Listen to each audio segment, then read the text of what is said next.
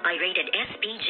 Striktong patnubay at gabay ng magulang ang kailangan. Maaaring may masiselang tema, lengguwahe, karahasan, sexual, horror o droga na hindi angkop sa mga bata.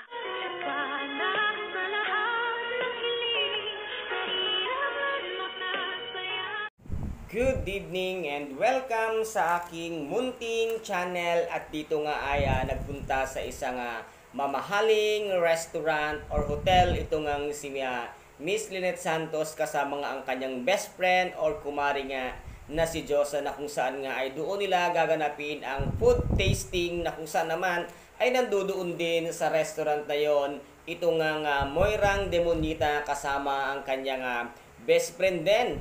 At ito nga ay nakinig itong si Moirang Demonita kung ano ang gagawin nitong si Miss Lynette Santos doon sa mamahaling restaurant na yun. At narinig niya nga na usapan nila na magkakaroon nga doon ng food tasting dahil doon nga gaganapin ang kanilang kasal. At dito nga ay gumawa na naman ng kalokohan at katarantaduhan nga itong demonitang si Moira, na kung saan nga ay pinahiya na naman niya itong si Miss Lynette Santos dahil inggit na inggit siya sa tagumpay nitong si Miss Lynette Santos kumpara sa kanya, na kahit na nga maagaw na ang lahat ng yaman ng mga tanyag ay nag-iisa pa rin siya at walang nagmamahal sa kanya dahil nga sa kasamaan ng kanyang ugali. At dito nga ay sinabihan niya ng hindi magandang salita itong ngang si Miss Lynette Santos, na kung saan ay sinabuyan nga ito ni Miss Lynette si demonyitang Moira. At dito naman ay sinabunutan nga nitong demonyitang si Moira si Miss Lynette Santos. At ito naman ang saktong eksena nga dinatnan dito ni Doc Carlos Benitez, na kung saan nga hinaltak niya at piniga niya ang mukha nga dito ni demonyitang si Moira. At galit na galit nga itong si Doc Carlos dahil nga sinaktan ang kanyang pinakamamahal. At dito nga ay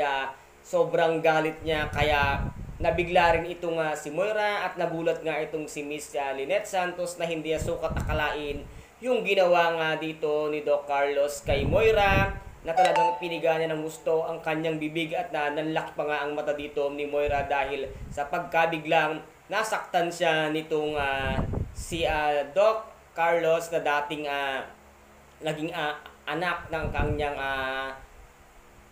tatay ng kanyang anak na itong si Zoe, na kung saan ay pag nalaman ito ni Zoe baka lalo na namang magalit sa iyo demonyitang Moira dahil puro na lang palpak at kalokohan ang iyong pinagagawa. Pag inggit ka, pikit ka na lang, ayan demonyitang Moira. And guys, ito po ang ating pakaabangan bukas dito nga sa Abot Kamay na pangarap, na kung saan ay paganda ng paganda ang bawat kaganapan at eksena, lalo na ngayon ay nalalapit nga ang kasal nitong si Doc Carlos at Miss Lynette Santos. Ay matuloy kaya ang pag-iisang dibdib nilang dalawa? Ito po ang ating pakaabangan guys. And kung nagustuhan po ninyo ang aking video for today, paki-subscribe na lamang po ng aking channel, paki-like and share para maging update kayo sa lahat ng gagawin kong video. Maraming salamat po, ingat and bye bye!